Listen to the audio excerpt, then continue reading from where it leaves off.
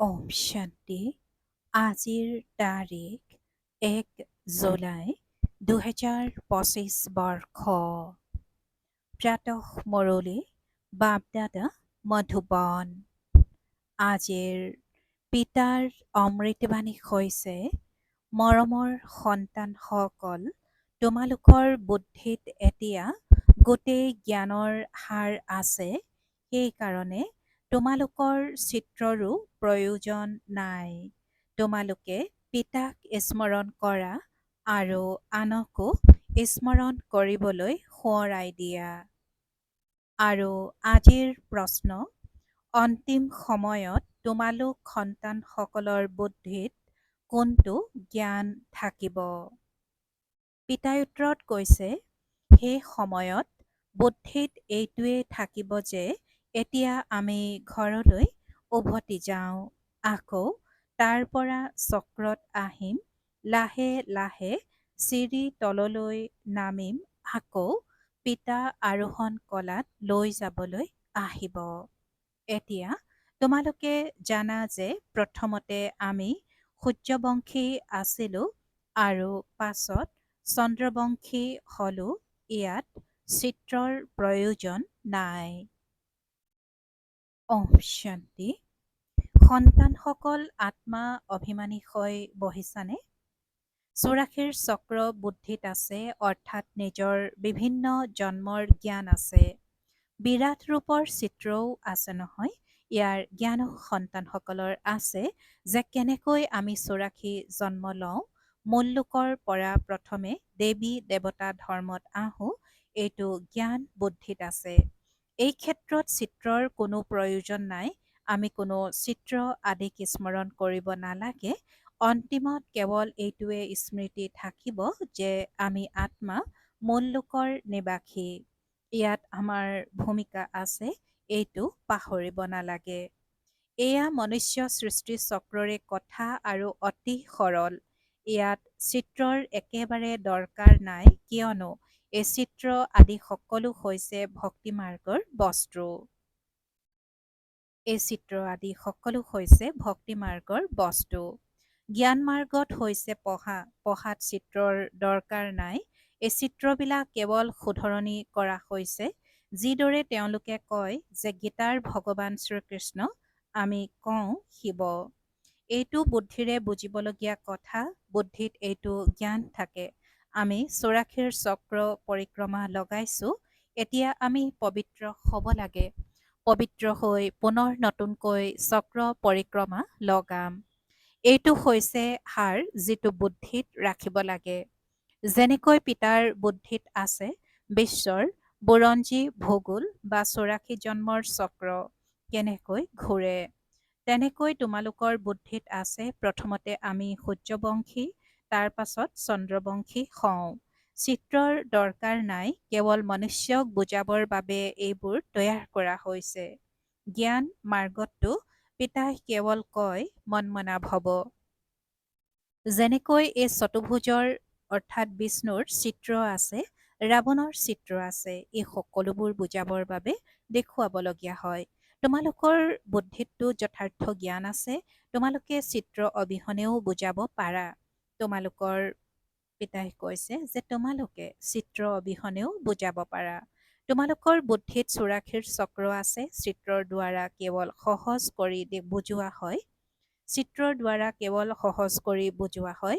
এইবিলাকৰ দৰকাৰ নাই। বুদ্ধিত আছে যে প্ৰথমতে আমি সূৰ্যবংশী কুলৰ আছিলোঁ, তাৰ পাছত চন্দ্ৰবংশী কুলৰ হলো। তাত বহুত সুখ আছে, যাক স্বৰ্গ বুলি কোৱা হয়। এয়া চিত্ৰৰ দ্বাৰা বুজোৱা হয়। শেষৰ ফালেতো বুদ্ধিত এইটো জ্ঞান থাকিব। এতিয়া আমি যাওঁ, পুনৰাই চক্ৰ পৰিক্ৰমা লগাম। চিৰিৰ চিত্ৰৰ ওপৰত বুজোৱা হয়, যাতে মনুষ্যৰ বাবে সহজ হৈ যায়। তোমালোকৰ বুদ্ধিত এইটো সম্পূৰ্ণ জ্ঞান আছে যে কেনেকৈ আমি চিৰি তললৈ নামো, পুনৰ পিতাই আৰোহণ কলাত লৈ যায়। পিতাই কয়, মই তোমালোকক এই চিত্ৰবিলাকৰ সাৰ বুজাওঁ।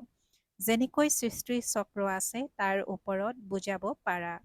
এয়া 5000 বছৰৰ চক্ৰ। যদি লাখ লাখ বছৰ হয় তেন্তে সংখ্যা কিমান বাঢ়ি যাব। খ্ৰীষ্টিয়ানসকলৰ ২,০০০ দেখুৱাই, খ্ৰীষ্টিয়ানসকলৰ ২,০০০ দেখুৱাই। এইখিনি সময়ত কিমান মনুষ্য হয়, ৫,০০০ বছৰত কিমান মনুষ্য হয়, এই গোটেই হিচাপ তোমালোকে কোৱা। সত্যযুগত পবিত্ৰ হোৱাৰ কাৰণে কম মনুষ্য হয়, এতিয়াতো কিমান অনেক আছে। লাখ লাখ বছৰ আয়ুস হ'লে তেতিয়া সংখ্যাও অগণন হৈ যাব। খ্ৰীষ্টিয়ানসকলৰ তুলনাত জনসংখ্যাৰ হিচাপটো উলিয়াই নহয়। হিন্দুসকলৰ জনসংখ্যা কমকৈ দেখুৱায়, খ্ৰীষ্টিয়ান বহুত হৈ গৈছে। যিসকল ভাল বিচাৰ বুদ্ধি সম্পন্ন সন্তান চিত্ৰ অবিহনেও বুজাব পাৰে। বিচাৰ কৰা এই সময়ত কিমান অনেক মনুষ্য আছে, নতুন সৃষ্টিত কিমান কম মনুষ্য থাকিব। এতিয়াতো পুৰণি সৃষ্টি য'ত ইমান মনুষ্য আছে, পুনৰ নতুন সৃষ্টি য'ত ইমান মনুষ্য আছে। পুনৰ নতুন সৃষ্টি কেনেকৈ স্থাপনা হয়, কোনে স্থাপনা কৰে, এয়া পিতাইহে বুজায়, তেওঁৱেই জ্ঞানৰ সাগৰ। তোমালোক সন্তানসকলে কেৱল এই ৮৪ চক্ৰহে বুদ্ধিত ৰাখিব লাগে। এতিয়া আমি নৰকৰ পৰা স্বৰ্গলৈ যাওঁ, গতিকে আন্তৰিক আনন্দত থাকিব নহয়। সত্যযুগত দুখৰ কোনো কথা নাথাকে, এনেকুৱা কোনো অপ্ৰাপ্ত বস্তু নাথাকে যাক পাবলৈ পুৰুষাৰ্থ কৰিব লাগিব। ইয়াত পুৰুষাৰ্থ কৰিবলগীয়া হয়, এইটো যন্ত্ৰ লাগে, এইটো লাগে, তাততো সকলো দুখ উপলব্ধ, তাত সকলো সুখ উপলব্ধ হৈ থাকে। পিতাই যি কৈছে যে সত্যযুগত দুখৰ কোনো কথা নাথাকে, এনেকুৱা কোনো অপ্ৰাপ্ত বস্তু নাথাকে যাক পাবলৈ পুৰুষাৰ্থ কৰিব লাগিব। ইয়াত পুৰুষাৰ্থ কৰিবলগীয়া হয়, এইটো যন্ত্ৰ লাগে, এইটো লাগে, তাততো সকলো সুখ উপলব্ধ হৈ থাকে।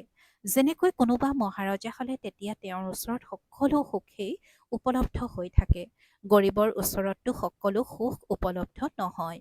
কিন্তু এয়াতো হৈছে কলিযুগ, সেইবাবে বেমাৰ আদি সকলো আছে। এতিয়া তোমালোকে পুৰুষাৰ্থ কৰা নতুন সৃষ্টিত যাবৰ বাবে, স্বৰ্গ নৰক ইয়াতেই। এই সূক্ষ্মলোকৰ যি ৰং ধেমালি আছে, এয়াও সময় অতিবাহিত কৰিবৰ বাবে, যেতিয়ালৈকে কৰ্মাতীত অৱস্থা নহয়। সময় অতিবাহিত কৰিবৰ বাবে এয়া খেল ধেমালি, কৰ্মাতীত অৱস্থা আহি যাব বছ।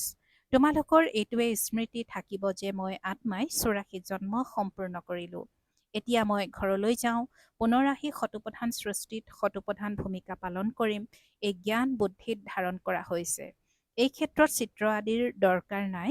যেনেকৈ বেৰিষ্টাৰে কিমান পঢ়ে, বেৰিষ্টাৰ হৈ গ'ল বছ, যি পাঠ পঢ়িলে সেয়া শেষ। প্ৰাৰব্ধৰ ফলাফল ওলাল, তোমালোকেও পঢ়ি আকৌ ৰাজত্ব কৰিবা, তাত জ্ঞানৰ দৰকাৰ নাই। এই চিত্ৰবিলাকততো শুদ্ধ অশুদ্ধ কি, এয়া এতিয়া তোমালোকৰ বুদ্ধিত আছে। পিতাই বহি বুজায়, লক্ষ্মী নাৰায়ণ কোন, এওঁ বিষ্ণু কোন। বিষ্ণুৰ চিত্ৰক লৈ মনুষ্য বিবুদ্ধিত পৰে, নুবুজাকৈ কৰা পূজাও যেন নিৰৰ্থক হৈ যায়, একোৱেই নুবুজে।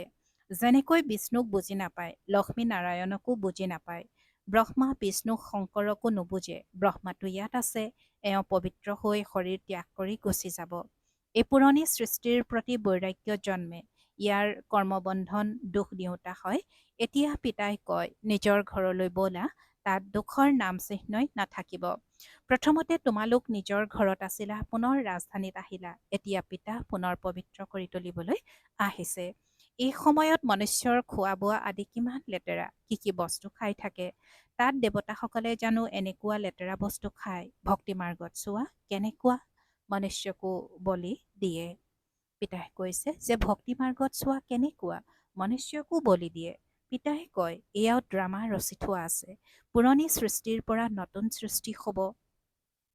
এতিয়া তোমালোকে জানা যে আমি শতপ্ৰধান হৈ আছো, এইটোতো বুদ্ধিয়ে বুজি পায় নহয়। ইয়াতো চিত্ৰ নহ'লে আৰুহে বেছি ভাল, নহ'লেতো মনুষ্যই বহুত প্ৰশ্ন সোধে। পিতাই ৮৪ জন্মৰ চক্ৰৰ বিষয়ে বুজাইছে। আমি এনেকুৱা সূৰ্যবংশী, চন্দ্ৰবংশী, বৈশ্য বংশী হওঁ। ইয়াৰ পিতাই কৈছে যে আমি এনেকুৱা সূৰ্যবংশী, চন্দ্ৰবংশী, বৈশ্য বংশী হওঁ, ইমান জন্ম লওঁ। এইটো বুদ্ধিত থাকিব লাগে। তোমালোক সন্তানসকলে সূক্ষ্মলোকৰ ৰহস্যও বুজি পোৱা, ধ্যানত সূক্ষ্মলোকলৈ যোৱা, কিন্তু ইয়াত যোগো নাই আৰু জ্ঞানো নাই। এয়া কেৱল এটা নিয়ম বুজোৱা হয়, কেনেকৈ আত্মাক আহ্বান জনোৱা হয়। আকৌ যেতিয়া আহে তেতিয়া কান্দে, অনুতাপ হয়, মই বাবাৰ কথা নামানিলো। এই সকলোবোৰ হৈছে সন্তানসকলক বুজাবৰ কাৰণে, যাতে পুৰুষাৰ্থত লাগি যায়, গাফিলতি নকৰে। সন্তানসকলে সদায় এইটো ধ্যান দিব লাগে যে আমি নিজৰ সময় সফল কৰিব লাগে, নষ্ট কৰিব নালাগে। তেতিয়া মায়াই গাফিলতি কৰাব নোৱাৰিব। বাবাইও বুজাই থাকে, সন্তানসকল সময় নষ্ট নকৰিবা। বহুতক মাৰ্গদৰ্শন কৰোৱাৰ পুৰুষাৰ্থ কৰা, মহাদানী হোৱা, পিতাক স্মৰণ কৰা, তেতিয়া বিকৰ্ম বিনাশ হ'ব। যিয়েই আহে তেওঁলোকক এইটো বুজোৱা আৰু ৮৪ চক্ৰৰ বিষয়ে কোৱা। বিশ্বৰ বুৰঞ্জী ভূগোল কেনেকৈ পুনৰাবৃত্তি হয়, হাড়ত গোটেই চক্ৰ বুদ্ধিত থাকিব লাগে। তোমালোক সন্তানসকল আনন্দিত হৈ থকা উচিত যে এতিয়া আমি এই লেতেৰা সৃষ্টিৰ পৰা মুক্তি পাওঁ। মনুষ্যই ভাবে স্বৰ্গ নৰক ইয়াতেই আছে। যাৰ বহুত ধন আছে তেওঁলোকে ভাবে আমি স্বৰ্গত আছো, ভাল কৰ্ম কৰিছো, সেইকাৰণে সুখ পাইছো। এতিয়া তোমালোকে বহুত ভাল কৰ্ম কৰা যে ২১ জন্মৰ কাৰণে তোমালোকে সুখ প্ৰাপ্ত কৰা। তেওঁলোকেতো এটা জন্মৰ বাবে ভাবে যে আমি স্বৰ্গত আছো। পিতাই কয়, সেয়া হৈছে অল্পকালৰ সুখ, তোমালোকৰ হৈছে ২১ জন্মৰ কাৰণে। যাৰ বাবে পিতাই কয়, সকলোকে মাৰ্গদৰ্শন কৰাই গৈ থাকা। পিতাৰ স্মৃতিৰ দ্বাৰাহে নিৰোগী হবাগৈ আৰু স্বৰ্গৰ মালিক হৈ যাবা। স্বৰ্গত হৈছে ৰাজত্ব, সেয়াও স্মৰণ কৰা। ৰাজত্ব আছিল, এতিয়াই নাই। ভাৰতৰে কথা, বাকী হৈছে আনুষংগিক দৃশ্য। পিতাই কৈছে যে স্বৰ্গত হৈছে ৰাজত্ব, সেয়াও স্মৰণ কৰা। ৰাজত্ব আছিল আৰু এতিয়া নাই। ভাৰতৰে কথা, বাকী হৈছে আনুষংগিক দৃশ্য অৰ্থাৎ উপকাহিনী। অন্তিমত সকলো গুচি যাব, আকৌ আমি নতুন সৃষ্টিলৈ আহিম। এতিয়া এয়া বুজাবলৈ জানো চিত্ৰৰ দৰকাৰ? এয়া কেৱল বুজাবৰ বাবে মূল লোক, সূক্ষ্ম লোক দেখুওৱা হয়, বুজোৱা হয় যে বাকী এয়াতো ভক্তি মাৰ্গৰ লোকসকলে চিত্ৰ আদি তৈয়াৰ কৰিছে, গতিকে আমিও আকৌ শুধৰণি কৰি তৈয়াৰ কৰিবলগীয়া হয়। নহলেতো কব আপোনালোকতো নাস্তিক, সেইকাৰণে শুধৰণি কৰি তৈয়াৰ কৰা হৈছে। ব্ৰহ্মাৰ দ্বাৰা স্থাপনা, শংকৰৰ দ্বাৰা বিনাশ, বাস্তৱত এয়াও ড্ৰামাত নিৰ্ধাৰিত হৈ আছে। কোনোবাই জানো কিবা কৰে? বিজ্ঞানীসকলেও নিজৰ বুদ্ধিৰে এই সকলোবোৰ প্ৰস্তুত কৰে। কোনোবাই যিমানেই নকওক যে বোমা তৈয়াৰ নকৰিবা, কিন্তু যাৰ ওচৰত অধিক আছে তেওঁলোকে সাগৰত পেলাই দিলে তেতিয়াহে অন্য কোনেও তৈয়াৰ নকৰিব। তেওঁলোকে ৰাখিছে, গতিকে নিশ্চয় আৰু তৈয়াৰ কৰিব। এতিয়া তোমালোক সন্তানসকলে জানা যে সৃষ্টিৰ বিনাশটো নিশ্চয় হ'ব, যুদ্ধও নিশ্চয় লাগিব, বিনাশ হ'ব। পুনৰ তোমালোকে নিজৰ ৰাজ্য লোৱা। এতিয়া পিতাই কয়, সন্তানসকল সকলোৰে কল্যাণকাৰী হোৱা। এতিয়া পিতাই সন্তানসকলক কৈছে যে সন্তানসকল সকলোৰে কল্যাণকাৰী হোৱা। সন্তানসকলক নিজৰ উচ্চ ভাগ্য গঢ়িবলৈ পিতাই শ্ৰীমত দিয়ে। মৰমৰ সন্তানসকল, নিজৰ সকলো প্ৰভুৰ নামত সফল কৰি লোৱা। কাৰোবাৰ ধূলিত মিলি যাব আৰু কাৰোবাৰ ৰজাই লৈ যাব। প্ৰভুৱে অৰ্থাৎ পিতাই নিজেই কয়, সন্তানসকল ইয়াত খৰচ কৰা, এই আত্মিক চিকিৎসালয়, বিশ্ববিদ্যালয় খোলা, তেতিয়া অনেকৰ কল্যাণ হৈ যাব। প্ৰভুৰ নামত তোমালোকে খৰচ কৰা, বিনিময়ত যাৰ ফল আকৌ ২১ জন্মৰ কাৰণে তোমালোকে পোৱা। এই সৃষ্টিখনেই নাশ হৈ যাব, সেইকাৰণে প্ৰভুৰ নামত যিমান পাৰা সফল কৰা। প্ৰভু শিৱ বাবা নহয় জানো? ভক্তি মাৰ্গতটো প্ৰভুৰ নামত কৰিছিলা। এতিয়াতো হৈছে পোনপটীয়া। প্ৰভুৰ নামত ডাঙৰ ডাঙৰ বিশ্ববিদ্যালয় খুলি গৈ থাকা, তেতিয়া বহুতৰে কল্যাণ হৈ যাব। ২১ জন্মৰ কাৰণে ৰাজ্যভাগ্য পাই যাবা। নহলেতো এই ধন সম্পত্তি আদি সকলোবোৰ নাশ হৈ যাব। ভক্তি মাৰ্গত নাশ নহয়, এতিয়াতো নাশ হ'ব। তোমালোকে খৰচ কৰা, আকৌ তোমালোকেই বিনিময়ত পাবা। প্ৰভুৰ নামত সকলোৰে কল্যাণ কৰা, তেতিয়া ২১ জন্মৰ উত্তৰাধিকাৰ পাবা। কিমান ভালকৈ বুজায়। আকৌ যাৰ ভাগ্যত আছে তেওঁলোকে খৰচ কৰি থাকে। নিজৰ ঘৰ সংসাৰৰো তত্বাৱধান ল'ব লাগে। পিতাই কৈছে যে নিজৰ ঘৰ সংসাৰৰো তত্বাৱধান ল'ব লাগে। এওঁৰ অৰ্থাৎ ব্ৰহ্মা বাবাৰ ভূমিকা এনেকুৱা আছিল। একদম তীব্ৰ নিচা লাগি গ'ল। বাবাই অৰ্থাৎ শিৱ বাবাই বাদচাহী দিয়ে, তেন্তে এই তুচ্ছ সম্পত্তি কি কৰিম? তোমালোক সকলোৱে বাদচাহী ল'বৰ বাবে বহি আছা, গতিকে অনুসৰণ কৰা। এইটো জানা যে এওঁ কেনেকৈ সকলোবোৰ এৰি দিলে। নিচা বাঢ়ি গ'ল। আহে পিতাই কৈছে যে বাবাই অৰ্থাৎ শিৱ বাবাই বাদচাহী দিয়ে, তেন্তে এই তুচ্ছ সম্পত্তি কি কৰিম? তোমালোক সকলোৱে বাদচাহী ল'বৰ বাবে বহি আছা, গতিকে অনুসৰণ কৰা। এইটো জানা যে এওঁ কেনেকৈ সকলোবোৰ এৰি দিলে। নিচা বাঢ়ি গ'ল। অহ' ৰাজ্যভাগ্য পোৱা যায়। প্ৰথম জনাই অৰ্থাৎ ব্ৰহ্মাই আল্লাক অৰ্থাৎ পৰমপিতাক পালে আৰু তেওঁ অংশীদাৰসকলক গোটেই ব্যৱসায় গতাই দিলে। ব্ৰহ্মা বাবাৰ মহাবিনাশৰ সাক্ষাৎকাৰ হোৱাৰ পাছত বিনাশী ধন সম্পত্তিৰ প্ৰতি বৈৰাগ্য জন্মিছিল। তেতিয়া তেওঁ সমস্ত ব্যৱসায় অংশীদাৰসকলৰ মাজত ভগাই দিছিল। ডাঙৰ ব্যৱসায় আছিল, সেয়া কোনো কম নাছিল। ভাল লাভদায়ক ব্যৱসায় কৰিছিল। এতিয়া তোমালোকে এয়া ৰাজ্যভাগ্য পাই আছা, সেয়েহে বহুতৰে কল্যাণ কৰা। প্ৰথমে ভাটি তৈয়াৰ হ'ল, তাৰ পাছত কোনোবা পৰিপক্ক হৈ ওলাল, কোনোবা অপৰিপক্ক হৈয়ে থাকি গ'ল। চৰকাৰে কাগজৰ টুকুৰা মুদ্ৰণ কৰি আকৌ যদি ভাল নহয় তেন্তে চৰকাৰে জ্বলাই দিবলগীয়া হয়। আগতেতো ৰূপৰ মুদ্ৰা প্ৰচলিত হৈছিল, সোণ আৰু ৰূপ বহুত আছিল। এতিয়াতো কি হৈ আছে? কাৰোবাৰ ৰজাই লৈ যায় আৰু কাৰোবাৰ ডকাইতে লৈ যায়। ডকাইতিও চোৱা কিমান হয়, দুৰ্ভিক্ষও হ'ব। এইখন হয়ে ৰাৱণৰ ৰাজ্য। ৰাম ৰাজ্য সত্যযুগক কোৱা হয়। পিতাই কয়, তোমালোকক ইমান উচ্চ কৰি তুলিলো, আকৌ কঙাল কেনেকৈ হলা? এতিয়া তোমালোক সন্তানসকলে ইমান জ্ঞান পাইছা, গতিকে আনন্দিত হোৱা উচিত। দিনে প্ৰতিদিনে আনন্দ বাঢ়ি যাব। যিমানেই যাত্ৰা সমীপত আহিবা, সিমানেই আনন্দিত হবা। তোমালোকে জানা, শান্তিধাম সুখধাম সন্মুখত আছে। বৈকুণ্ঠৰ বৃক্ষ দেখিবলৈ পোৱা গৈছে। বছ, এতিয়া গৈ পালোৱেই, ভাল বাৰু। অতি মৰমৰ কল্পৰ পাছত পুনৰাই মিলিত হোৱা সন্তানসকলৰ প্ৰতি মাতা পিতা বাপ দাদাৰ স্নেহপূৰ্ণ স্মৰণ আৰু সুপ্ৰভাত। আত্মিক পিতাৰ আত্মিক সন্তানসকলৰ প্ৰতি নমস্কাৰ আৰু আত্মিক সন্তানসকলৰ আত্মিক মাত পিতা আৰু বাপ দাদাৰ প্ৰতি স্নেহপূৰ্ণ স্মৰণ আৰু সুপ্ৰভাত আৰু নমস্কাৰ নমস্কাৰ নমস্কাৰ। আৰু আজিৰ ধাৰণাৰ বাবে মুখ্য সাৰ প্ৰথমতে নিজৰ সময় সফল কৰাৰ প্ৰতি মনোযোগ দিব লাগে। মায়াই যাতে গাফিলতি কৰাব নোৱাৰে তাৰ বাবে মহাদানী হৈ বহুতক মাৰ্গদৰ্শন কৰোৱাত ব্যস্ত হৈ থাকিব লাগে। নিজৰ উচ্চ ভাগ্য গঢ়িবলৈ প্ৰভুৰ নামত সকলো সফল কৰিব লাগে। দ্বিতীয়তে কৈছে যে নিজৰ উচ্চ ভাগ্য গঢ়িবলৈ প্ৰভুৰ নামত সকলো সফল কৰিব লাগে। আত্মিক বিশ্ববিদ্যালয় খুলিব লাগে। আৰু আজিৰ বৰদান, উচ্চতকৈও উচ্চ পিতাক প্ৰত্যক্ষ কৰোঁতা শুভ আৰু শ্ৰেষ্ঠ কৰ্মধাৰী হোৱা। উচ্চতকৈও উচ্চ পিতাক প্ৰত্যক্ষ কৰোঁতা শুভ আৰু শ্ৰেষ্ঠ কৰ্মধাৰী হোৱা। আৰু আজিৰ বৰদানৰ ব্যাখ্যা, যেনেকৈ সোঁহাতেৰে সদায় শুভ আৰু শ্ৰেষ্ঠ কৰ্ম কৰে, তেনেকৈ তোমালোক সোঁহাত স্বৰূপ সন্তানসকল সদায় শুভ আৰু শ্ৰেষ্ঠ কৰ্মধাৰী হোৱা। তোমালোকৰ প্ৰতিটো কৰ্ম উচ্চতকৈও উচ্চ পিতাক প্ৰত্যক্ষ কৰোঁতা হওক, কিয়নো কৰ্ম সংকল্প বা বাণীক প্ৰত্যক্ষ প্ৰমাণৰ ৰূপত স্পষ্ট কৰোঁতা হয়। কৰ্মক সকলোৱে চাব পাৰে, কৰ্মৰ দ্বাৰা অনুভৱ কৰিব পাৰে।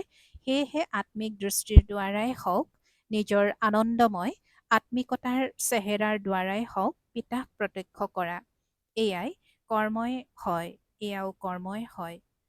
কৈছে যে কৰ্মক সকলোৱে চাব পাৰে, কৰ্মৰ দ্বাৰা অনুভৱ কৰিব পাৰে। সেয়েহে আত্মিক দৃষ্টিৰ দ্বাৰাই হওক, নিজৰ আনন্দময় আত্মিকতাৰ চেহেৰাৰ দ্বাৰাই হওক, পিতাক প্ৰত্যক্ষ কৰা, এয়াও কৰ্মই হয়। আৰু আজিৰ শ্লোগান, আত্মিকতাৰ অৰ্থ হৈছে নয়নত পবিত্ৰতাৰ জিলিকনি আৰু মুখত পবিত্ৰতাৰ মেচেকীয়া হাঁহি। পিতাই শ্লোগানত কৈছে, আত্মিকতাৰ অৰ্থ হৈছে নয়নত পবিত্ৰতাৰ জিলিকনি আৰু মুখত পবিত্ৰতাৰ মেচেকীয়া হাঁহি। ওম শান্তি। আৰু আজিৰ অব্যক্ত সংকেত, সংকল্পৰ শক্তি জমা কৰি শ্ৰেষ্ঠ সেৱাৰ নিমিত্ত হোৱা। সংকল্পৰ শক্তি জমা কৰি শ্ৰেষ্ঠ সেৱাৰ নিমিত্ত হোৱা। যেনেকৈ আজিকালি সূৰ্যৰ শক্তিক জমা কৰি অনেক কাৰ্য সফল কৰে, তেনেকৈ তোমালোকে সংকল্প শক্তি জমা কৰা। তেতিয়া আনকো বল দিব পাৰিবা, অনেক কাৰ্য সফল কৰিব পাৰিবা। যিসকল সাহসহীন তেওঁলোকে বাণীৰ লগতে শ্ৰেষ্ঠ সংকল্পৰ সূক্ষ্ম শক্তিৰে সাহসী হোৱা। এয়াই বৰ্তমান সময়ৰ আৱশ্যকতা। ওম শান্তি।